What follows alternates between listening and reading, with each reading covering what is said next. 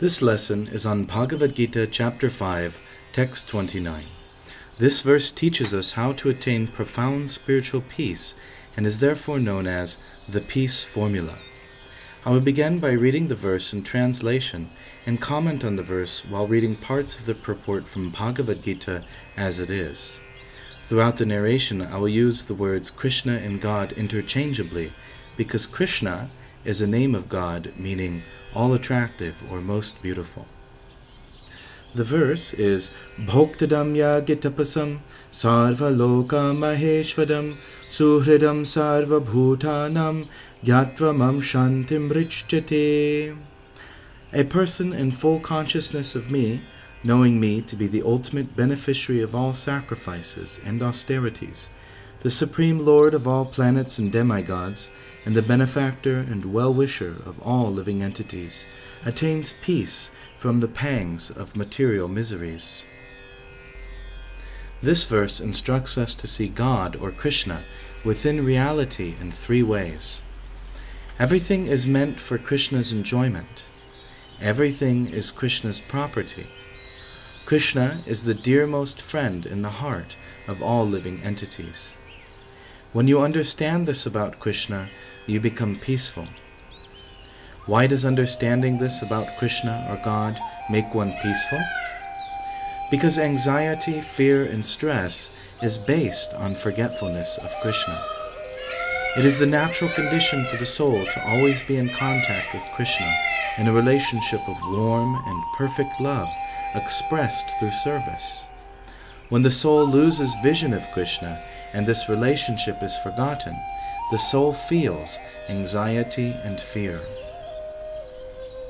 This is much like the anxiety and fear a child feels when separated from their parents. A child at the supermarket feels safe when the parents are present, but as soon as the parents are absent, the supermarket becomes like a nightmare. The child begins crying and screaming due to fearfulness and anxiety. As soon as the child is reunited with the parents, the child immediately becomes peaceful. Within this world, our anxiety is ultimately based on the illusion of the soul's separation from God. In our separation, we grasp at the things of this world for comfort, but the things of this world are temporary. The attempt to grasp onto the temporary relationships and things of this world for shelter compounds our anxiety and fear. Real shelter eludes us as these things ultimately slip through our fingers and frustrate us time and time again. This reaches its culmination at the time of death, when the temporary things of this world that we have held on to so desperately for comfort are forcibly taken away from us in a moment.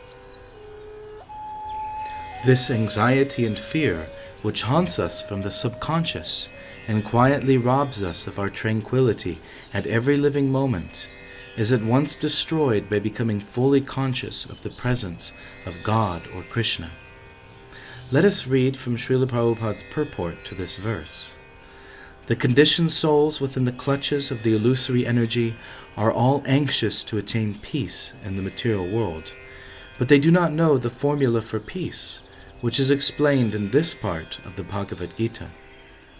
The greatest peace formula is simply this: Lord Krishna is the beneficiary in all human activities. Men should offer everything to the transcendental service of the Lord, because He is the proprietor of all planets and all the demigods thereon. So this verse advises us to always remember that everything is meant for the enjoyment of Krishna.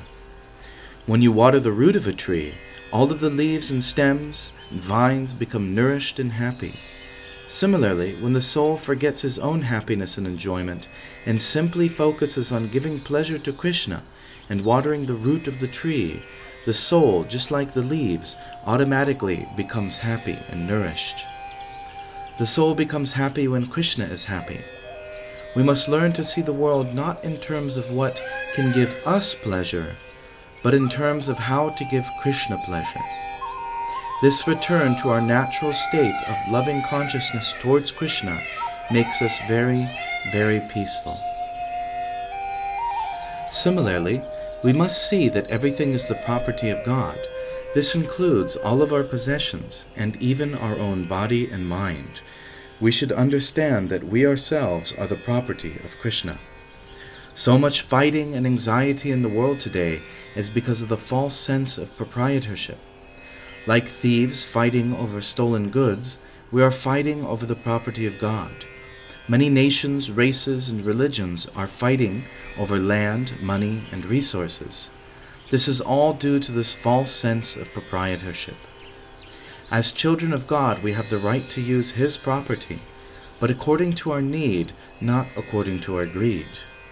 We should recognize that everything belongs to Krishna, and as His children, simply take the minimum that we need to live comfortably, so that we may progress peacefully in spiritual life. This will make us peaceful both individually and collectively. Let us read more from the purport. Under the spell of illusion, living entities are trying to be lords of all they survey, but actually they are dominated by the material energy of the Lord.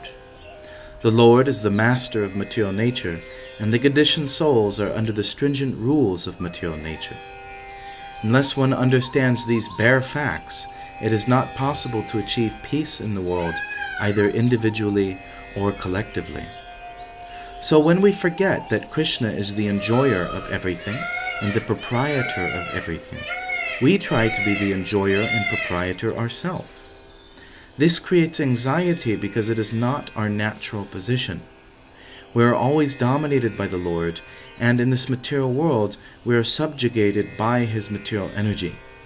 No one wants to get old, die, or get sick, but we must, because this is the nature of the material world, and we are subjected to that nature. No matter how hard we struggle against this and try to be God ourselves within this material world, we are frustrated at every step. When we accept our naturally subordinate position, this frustration subsides and we become peaceful. We must also recognize that Krishna is the friend of all living entities.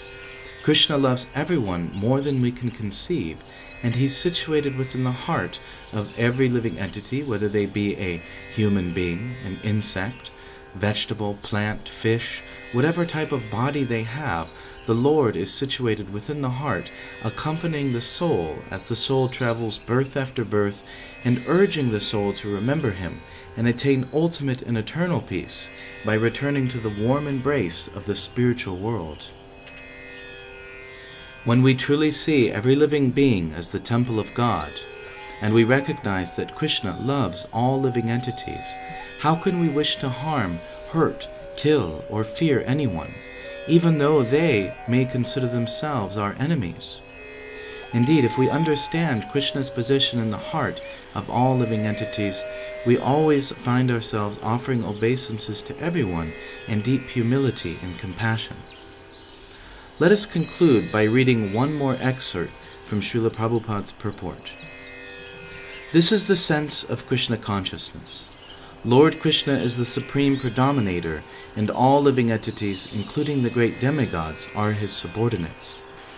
One can attain perfect peace only in complete Krishna consciousness.